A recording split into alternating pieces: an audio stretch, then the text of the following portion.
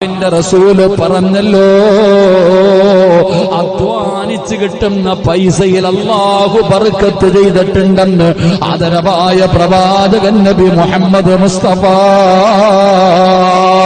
കൂലിപ്പണി ചെയ്തിട്ടാണെങ്കിലും രാവിലെ മുതൽ ഉച്ചവരെ കിടന്ന് നട്ടുച്ചവരെ കിടന്ന് കൈ പൊട്ടുന്ന രീതിയിൽ തൂമ്പ് കൊണ്ട് കിളച്ചിട്ടാണെങ്കിലും കിട്ടുന്നത് 500 അതിന് 5000-നെക്കാളും വിലയുണ്ട് മനുഷ്യ.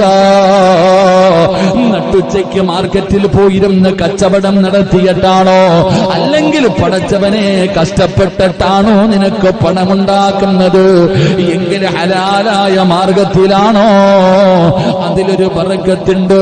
അല്ലാതെ പറ്റിച്ചും പിടിച്ചു പറിച്ചും വളഞ്ഞ വഴിയിലൂടെ ആരൊക്കെ സമ്പാദിച്ചാലും എത്ര കോടികൾ സമ്പാദിച്ചാലും പ്രയോജനമില്ല മനുഷ്യ.